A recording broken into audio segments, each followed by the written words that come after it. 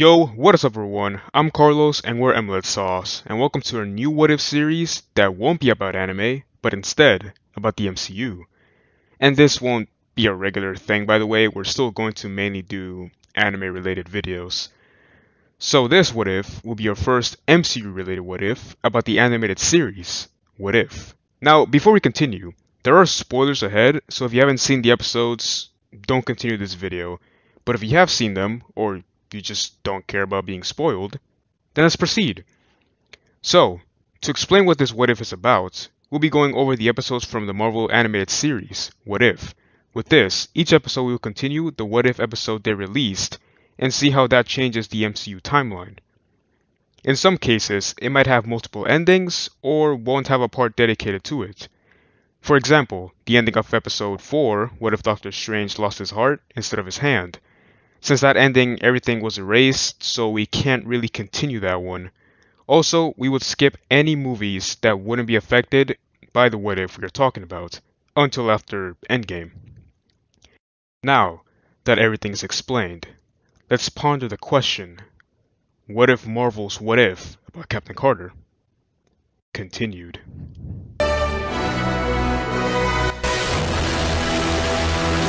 So, we'll begin where the episode ended off, which was Nick Fury and Clint seeing Captain Carter coming outside the portal. They explain to her that years have passed, and now she's in the year 2012, where the world is ending. They begin to head away when the portal opens up once more, and Loki would step out. They would all try to fight him off, but Loki, being the god of mischief, he will end up victorious, just as usual, and take over Clint and Dr. Eric Selvig, as he leaves with the Tesseract. Carter would escape with Nick Fury out of the base before it would collapse. Loki would still escape knowing how dangerous the Tesseract is. Carter would join the Avengers to help out. Carter would arrive at the S.H.I.E.L.D.'s base to be introduced to Black Widow and Dr. Bruce Banner. They would talk and enter in the S.H.I.E.L.D. carrier. They would all be sitting around listening to Nick Fury when Tony Stark would enter with armored bodyguards surrounding him. Now, before we continue with this, here's a little backstory for Tony. So, as we saw in the episode, Howard created the first Iron Man suit. As the years pass, he would continue working on making more suits to help out in the war. It took him a while, but he figured out a way to power the suits without the Tesseract, as he created the Iron Legion. And take note of that, because they would be a recurring character throughout this series. He would upgrade the suits time to time, and even made suits that didn't need anyone to be in it. But there were only a small amount of them, but then stopped after he was assassinated back in 1991. So the Iron Legion hasn't been upgraded in a while, but are still functional until Tony took over to work on tech even further. Now with Tony's story, he will still be attacked as normal, but the difference being that he would have been captured with some of the older version of the Iron Legions. The 10 Ring members would still force him to make the Jericho missile. Tony would create a much better first suit in the cave, with already having experience in building the Iron Man suit. He would escape by having a bit more trouble with having to deal with the other suits. Good news is that he doesn't have the shrapnel in his heart, so he wouldn't need his arc reactor in his chest. Things would go on, and Tony would stop making the Iron Legion after realizing that it could cause mass destruction. As he chose around his house, Pepper would show him that terrorist gangs has possessions of his iron armor. Tony would use the Iron Legion suits to head over there and take his tech back, as he is faced with a challenge since the Iron Legion suit isn't the best, but he manages to destroy all suits they have as he heads back home. After this, Tony would create his own personal suit, and it would be much better than the one he had in canon, and go after any other group that would have his suits. Obadiah Stane will plot to go against Tony, as he would have some special Iron Legion suits by his side. It would end with Tony fighting against Obadiah's own Iron Legion, as Tony having a much upgraded suit will become victorious, and Obadiah will be in jail. After that, he will begin making the Iron Legion once more, but they will only work for Tony and not the government. In Iron Man 2, Tony wouldn't get the virus as he doesn't have an arc reactor. He would be much more responsible with his suits, so Rhodey wouldn't steal his suit, so no war machine. Tony would easily defeat Whiplash, with his bodyguards being multiple Iron Man suits. Nick would offer him to be an actual Avenger and not just a consultant. Hammer Tech would try to build the suits, and Tony would see that Hammer Tech is close, so he would go to their base and destroy all the suits, not letting them remake his creation, which will make Hammer Tech go out of business. Back to the present, Captain Carter would go to Germany to face off Loki. Iron Man would arrive as he meets up with Captain Carter. Loki would be captured, and Thor would arrive, and Tony and Thor would fight, but with Tony putting up a better fight. Things would go on the same. Phil would still bite the dust. Nick would use Phil's card to inspire the Avengers to assemble. They will all fight in the Battle of New York. Or the multiple battles of New York. The first Battle of New York. With the difference of the Iron Legion helping out. And with the nuke, Tony wouldn't have to risk himself as he just sends one of the Iron Legion to bring it to space, as this would change Tony from getting PTSD and the Avengers winning much more easily. After the first Battle of New York, Tony wouldn't have gotten PTSD, so he wouldn't make many other Iron Man suits, and just focus on his personal one, making it much more powerful sooner. With the Iron Legion, he would upgrade them close to his personal ones, and make some special suits for different situations. He would also have a safety feature that if he loses control of his Iron Legion suits, he could blow them all up if he ever needs to. Tony would not reveal his address, which would lead to him never going to Tennessee, but while trying to deal with the Mandarin, Tony would hunt him down using the Iron Legion to help him out. Man, he's just using the Iron Legion for everything now. Rhodes would also help out Tony and even use one of the Iron Legion suits. They will end up in Florida, finding out that he is just a paid actor. Killian would try to find Tony and Rhodey at the warehouse, with Killian and his army versus Tony, Rhodey, and the Iron Legion. This fight will be intense and cause major damage, but in the end, with Tony and his superior tech, they would end Killian and his army. And with that, it's the end of Iron Man 3. Now, for Thor, The Dark World. That stays the same. Captain America! Without the Winter Soldier. Now this movie will be much shorter. Sam would still be the Falcon, but have a smaller role in the timeline. Peggy would meet up with a much older Steve, and Steve wouldn't have a family, but would be happy to see Peggy again, as they both catched up with each other. Fury would still be attacked as normal, and end up at Peggy's place, which would end up normally. Bucky never died, and didn't end up being the Winter Soldier. Nick would lay low, while Carter would figure out who was working for Hydra, while being in S.H.I.E.L.D. She wouldn't be wanted, since Nick Fury never died. Carter, Nat, Sam, Nick, and Hills would all work together to blow up the carrier as normal, without any problems, since there's no Winter Soldier. And with that, we conclude Captain Carter without the Winter Soldier. Now, for my favorite movie, Guardians of the Galaxy. It stays the same. Avengers, Age of the Iron Legion, because Christ's sake, they're everywhere. Things will play out the same when they try to take back the scepter, but with the help of the Iron Legion, Tony would go inside the building with a few of his Iron Legion suits, so Wanda wouldn't try to use a spell on him. Quicksilver would have a harder time messing with the Avengers, with also having to watch out for the Iron Legion. It's like everyone has to watch out for them. They go back to the Avengers Tower. Tony and Bruce will still try to make Ultron during the party. Carter would be able to wield Mjolnir, then Ultron would attack the Avengers with the entire Iron Legion, but before anything could happen, they all fly high and blow up thanks to Tony's safety feature. They would be upset at Tony and Bruce, but much less since the problem was dealt with fast. Wanda and Quicksilver meet up with Ultron, and they would Wanda and Quicksilver will meet up with Ultron, and they would head for the Vibranium. So will the Avengers. Their fight goes on, and Wanda would put spells on Thor, Black Widow, Carter, and Hulk. Carter would see a younger Steve as they begin to dance as they promised each other for. Tony would have to fight Hulk, but there is no Hulkbuster armor. But wait, Tony has something better. He has the Hulk Iron Legion Busters, and there's 3 of them!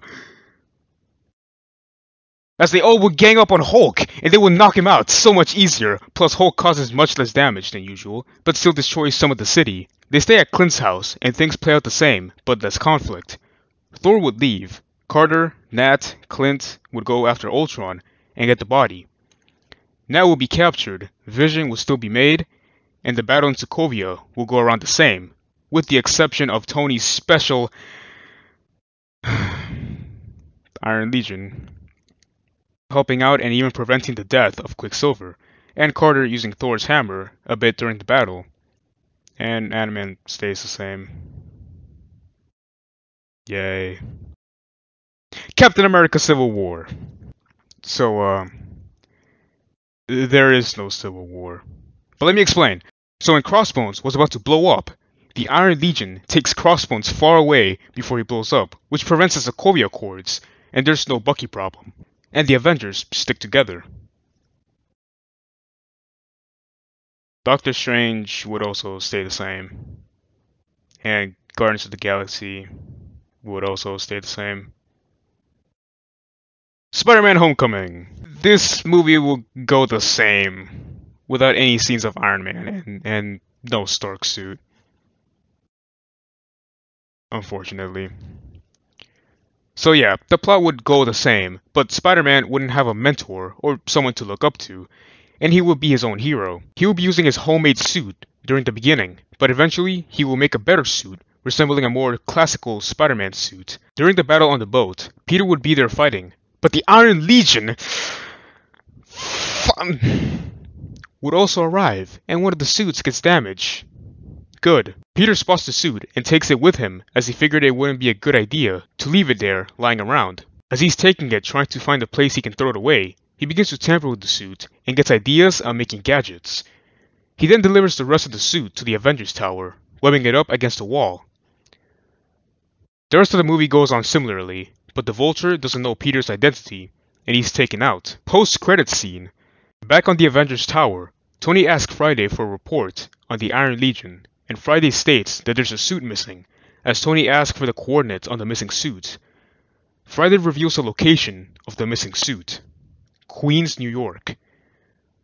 Thor Ragnarok. It stays the same. I mean, I'm glad it's a good movie. And Black Panther also stays the same, with the exception of T'Challa's dad being alive. So two Black Panther... No, I'm just kidding. Avengers Infinity War. My second favorite movie of the MCU. Now, Infinity War is a completely different movie.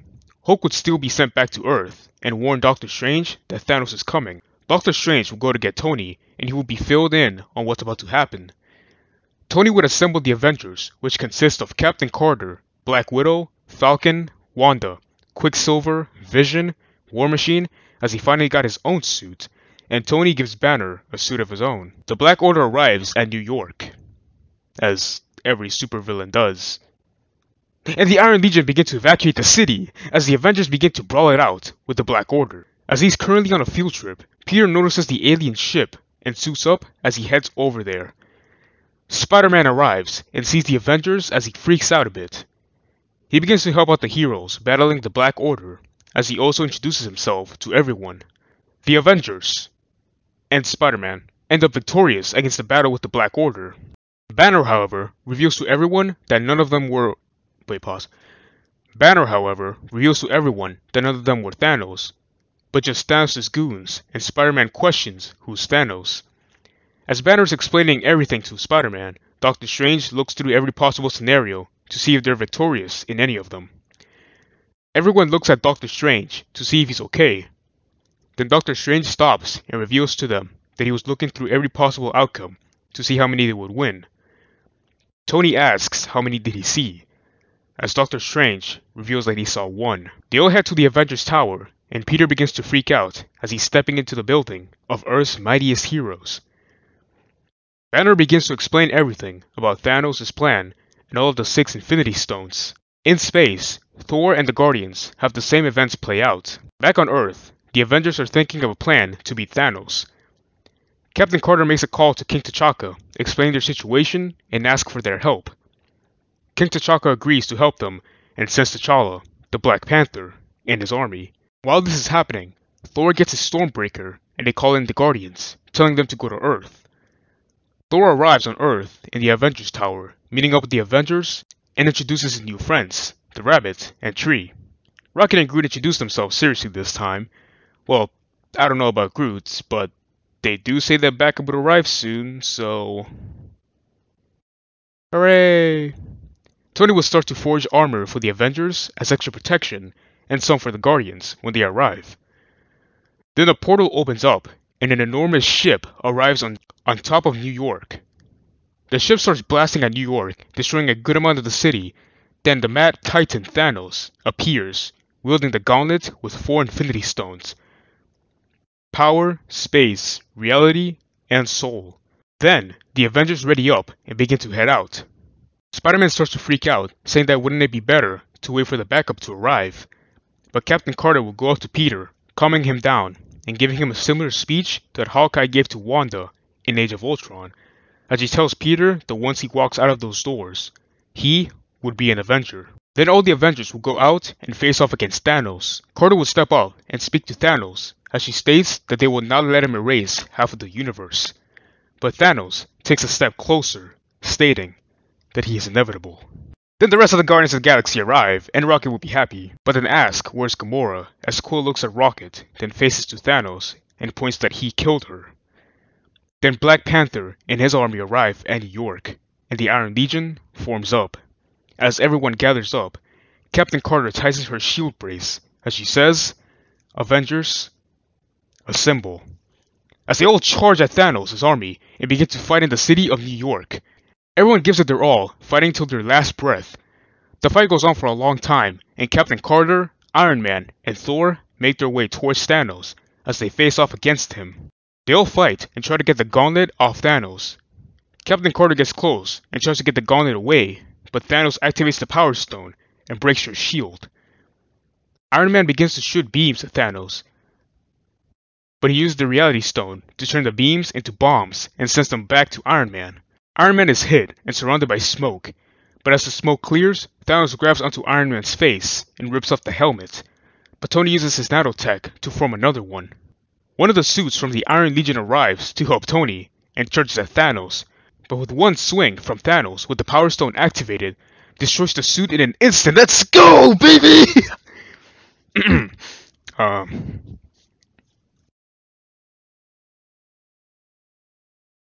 What a tragedy. Thanos gets ready to kill Tony with the Power Stone, but is then interrupted by Thor as he blasts him with a lightning strike, hurting Thanos a lot. But Thanos turns them into metal beams, and there are a lot of them as he sends them down towards Thor. Thor gets out of the way, dodging them all, but Thanos used them as a distraction to attack Thor with the Power Stone. But Thor manages to dodge that punch from Thanos. However, Thanos manages to get Thor's Stormbreaker away from him, and Thor tries to hold off Thanos. But he isn't strong enough. But then Thanos gets hit by a lightning blast. But it wasn't from Thor, it was from Captain Carter, as she wields Stormbreaker and chops off Thanos' arm that was wielding the gauntlet. Thanos is in pain, and Thor quickly reacts as he goes to get the gauntlet, but Thanos is still grabbing onto Thor, not letting him go, and then throws him at Captain Carter. Thanos quickly picks up the Reality Stone and makes a new arm that wields the gauntlet once again. Thanos gets ready to attack once again, but is shot in the back by Star-Lord. He turns around as he charges at Star-Lord, ready to attack, but Doctor Strange's cape wraps around Thanos' gauntlet and pulls him away from Star-Lord. Thanos ends up ripping off the cape, but then Doctor Strange uses his magic to fight off Thanos. Then Spider-Man starts webbing up Thanos' arm that is wielding the gauntlet, as he tries desperately to get it off. But Thanos takes the Power Stone away from the gauntlet and throws a punch towards Peter, but luckily, Peter managed to dodge that punch. However, in him dodging that punch, he let go of the gauntlet and Thanos gets a good punch on Peter with a hand wielding the gauntlet, with no Power Stone. Spider-Man's armor breaks from the impact and is launched back, and Captain Carter goes to Spider-Man, checking if he's okay. Then Thanos picks up a piece of Captain Carter's broken shield and throws it at Captain Carter. But before the shield hits her, Peter pushes Captain Carter out of the way, and instead of her getting hit, Peter's the one to take it as the shield piece impales his shoulder. Seeing this, Captain Carter would charge at Thanos. Thanos would attack her, but she dodges his attacks and wraps herself around his neck.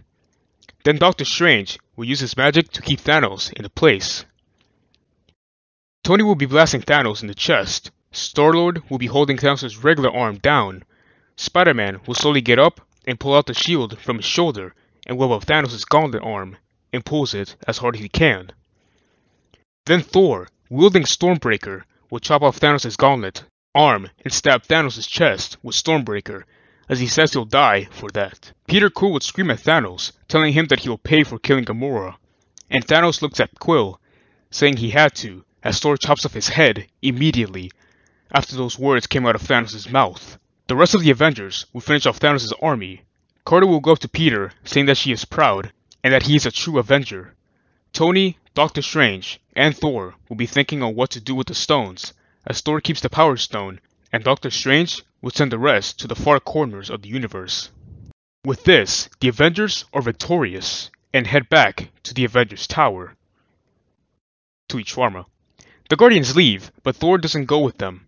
Thor stays with the Avengers as they keep the Power Stone secure in Avengers Tower. Doctor Strange goes back to his place. Peter Parker is now officially an Avenger. Black Panther and the remainder of his army go back to Wakanda. And the Earth is saved, thanks to the Avengers and the Iron Legion. But no one cares about them.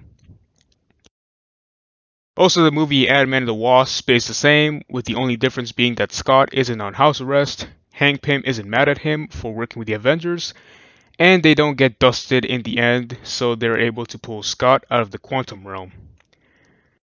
Captain Marvel stays the same, and finally, Avengers Endgame. The Iron Legion betrays the... No, I'm playing. There is no Avengers Endgame. Okay. Well, that's the end of the story. So everyone, I hope you like this new What If series. You know, it's not really anime since that's what we were mainly doing. But we decided to switch it up since we saw the animated series of What If and we thought of some ideas. And in all honesty, like, we plan on doing what ifs on many other things, not just anime. But like for the main part, it's only gonna be about anime. We do plan on continuing the series, maybe. That's up to y'all if y'all like it or not. But yeah, we hope that you liked it, and let us know if you want some more series like this.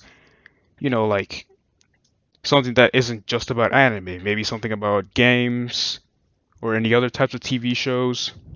But yeah, that's all I have to say, and thank you all for watching. Peace. Also, fuck the Iron Legion. All my homies hate the Iron Legion.